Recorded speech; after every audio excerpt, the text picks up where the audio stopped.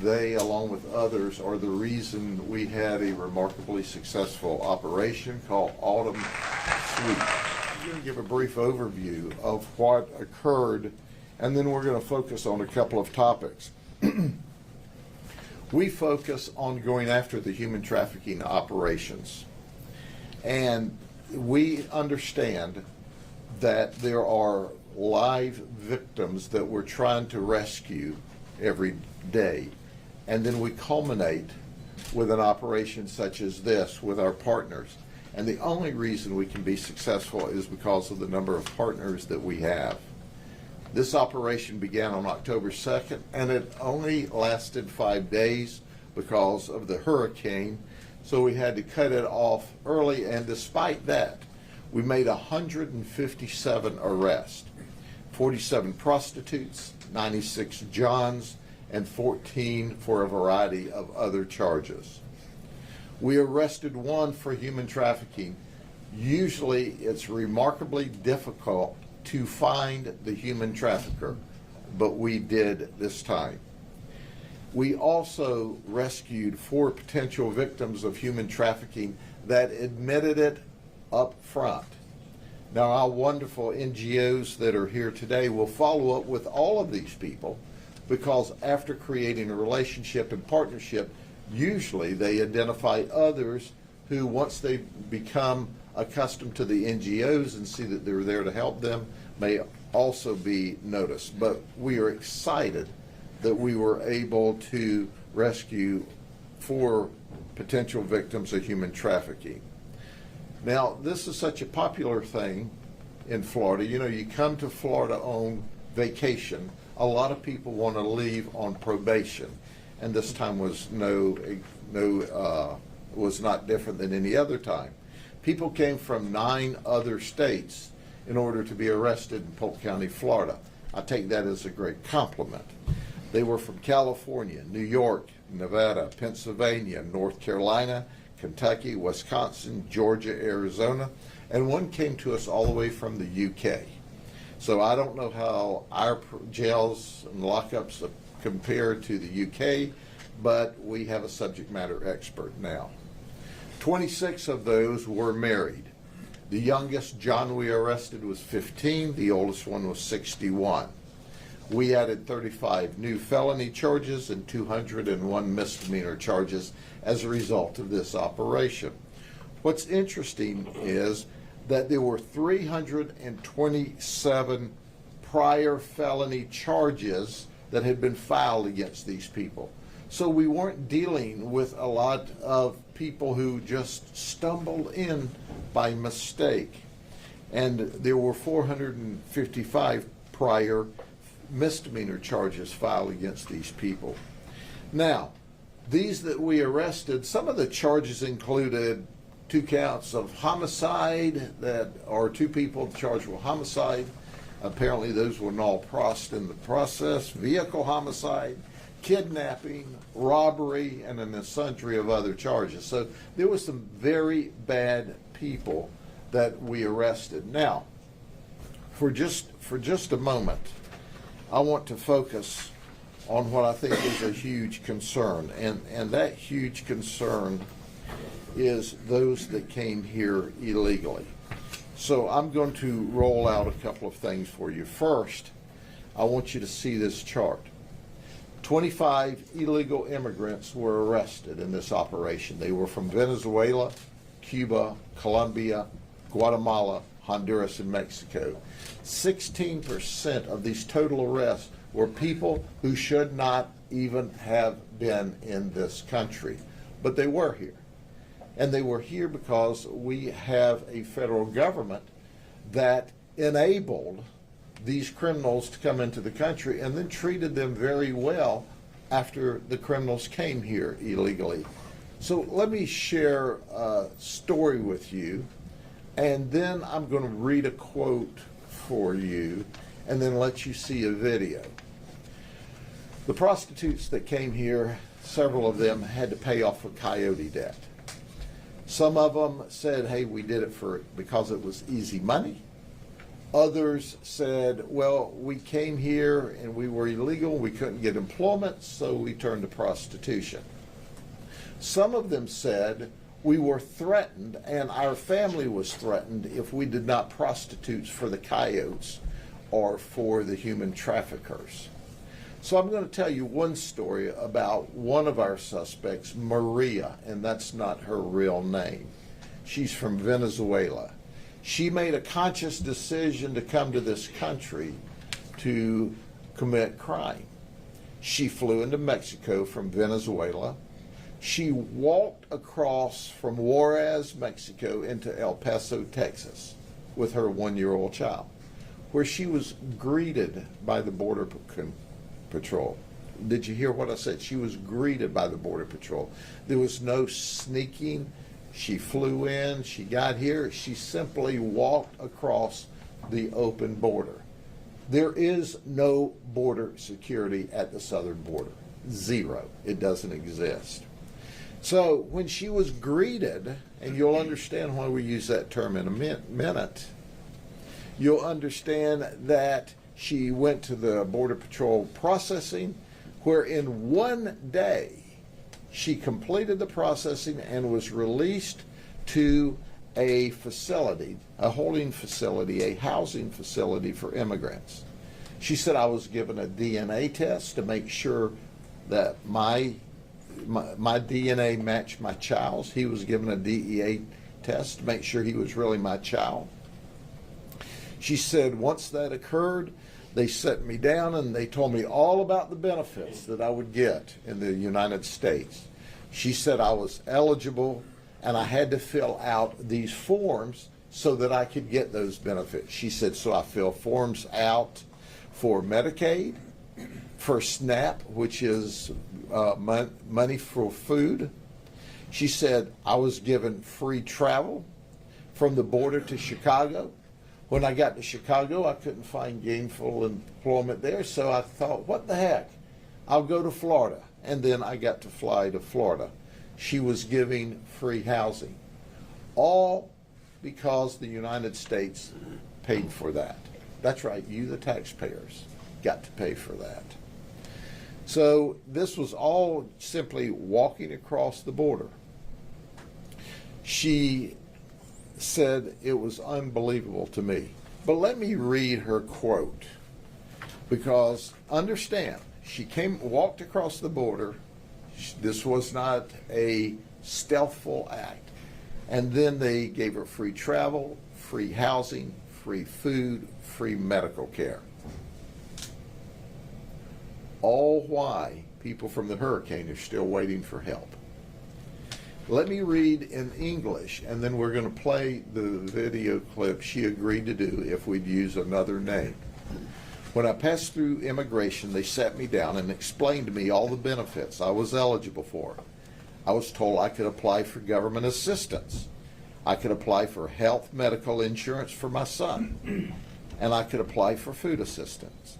After I finished talking to immigration, a short time passed until a DNA test was done on me and my son to prove that he was my son. Then they set me down with other people who were also waiting and had already qualified to be released. Then they explained to us that the documents we had in our hands were our personal identification in the United States, and we could use the documents to travel on buses and airplanes. They also explained to us that we could use those documents to apply for our documents to become legal here. And after that, they explained all of the benefits, they said, "Welcome to the United States of North America." And from there, they transported us to a refugee camp. And all of this occurred in one day. So welcome to the United States. This is someone who just crossed the border illegally and to commit crime.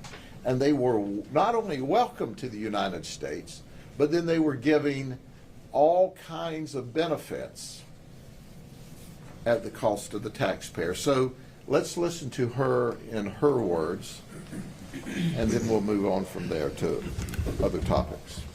Bueno, cuando pasé, me sentaron Me explicaron todos los beneficios que tenía, que podía recurrir a ayudas del gobierno, podría recurrir a seguros para el niño, seguros médicos, podía recurrir a ayuda para el bebé solamente, ayuda de comida. Y allí, bueno, después que terminé de hablar con las personas, pasó un ratito que me hicieron la prueba de ADN para ver que mi hijo, o sea, no, era mi hijo, pues para comprobar que era mi hijo. Y después allí me sentaron en unas sillas con las otras personas que habían calificado ese día para salir. Y ahí nos explicaron que los documentos que no estaban en nuestras manos, pues eran como nuestra identificación aquí en Estados Unidos, que con eso podíamos viajar en bus, en avión, que con eso podíamos sacar nuestros papeles más legalmente aquí. Y después que nos explicaron todo eso de las ayudas y toda la cuestión, pues nos dijeron bienvenidos a los Estados Unidos de Norteamérica y ya decidimos llevarnos a un refugio y salimos de migración. Understand there are 4 women listed here as human trafficking victims that were smuggled across the border in addition to her. 2 of the human trafficking victims admitted they had to pay off a coyote debt of $6,000. Make no mistake about it, the government is complicit and is aiding and abetting human trafficking in the United States because they're creating an environment for people to start out here at more than they amassed where they came from. In addition to that, there is a wide open border where fentanyl is coming across, and that is encouraged, and as a result of that, we have thousands upon thousands of people dying in the United States. And then the best that our federal politicians can say was, well, it didn't kill as many people this year as last year. I don't even need to comment more about that. All the while, we have people that are suffering, that have not received help yet from the federal government as a result of the hurricanes in North Carolina and in Florida. In Polk County, the aid's not come through yet. There are people, irrespective of the hurricanes, in this nation that need help, that need support. But they don't get that support that these folks get for coming across the border illegally. When are we going to get tired of this? When have we had enough? When are we going to say the hardworking people in the United States are who we need to be taking care of? Not creating an environment and encouraging people to come across the border illegally in violation of federal law, and then welcoming them to the United States and showering them with gifts at the taxpayer's expense, while people in our own nation are not receiving what they should receive. And here's the human trafficker we were able to arrest. Travis Hutchinson, he's 25, he lives in Davenport. He was dealing with 2 females, one from Colombia and one from Venezuela. Now the Colombian came to Mexico, to California, and then to here. She was recruited by a coyote who took her to the border and said, all you have to do is walk across. Understand, the coyotes weren't even having to smuggle or hide them in vehicles and bring them across the border late at night. The coyote now rounds you up, takes you to the border, and says, walk right through here and go into that processing center. Well, our Colombian victim and our Venezuelan victim of human trafficking met there. And then they were flown from California to Florida. Now, Travis was here. He was talking to the coyote in California who said, I'm sending them to you. And they had to work to pay off the debt. Travis would set up the appointments. They were having to turn as many as 20 tricks a day apiece in order to pay off their debt. So they were paying the coyote's debt off. They were then paying Travis, and he was setting up all of these operations. Oh, they can even use Cash App if you don't have cash. It's amazing to me. So, Travis, when they would refuse or say, I'm tired, I don't want to do this anymore, he would slap and choke one of our victims and threaten them if they did not get out and go back to work. It is exciting. If this operation had only involved his arrest, it would have been a success. But let me go over a few more of the arrests. Now, what would a autumn sweep operation be? What would any of our undercover operations be where we're dealing with human trafficking, prostitution, child predators, without Disney? We always arrest Disney employees. This is Ubanus Muta. He's 28 from Davenport. He's a wood carving artist when he's not soliciting prostitution. This is Kyle Widmeyer. He's 20 from Philadelphia. He works as a custodian for Disney. He said he just moved to Florida at the end of September from Philadelphia. Well, Kyle, welcome to Florida. Welcome to Polk County. Welcome to the jail. And there's Juan Albino. He's 35. He's from Haines City. He works backstage utilities. Oh, by the way, he's married and had a wife at home. And of course, being patriotic, people wanting to have sex, there's the military members. Juan Barrio, who's 47, he's a disabled vet. He was born in Columbia. Norrell Cooper from Orlando, Navy Reserve, supply clerk. He's stationed in Jacksonville. Then there's Alejandro Parra. He's 20 from Davie, Florida. He's a paralegal in the Army, stationed in Orlando. You know what he told us?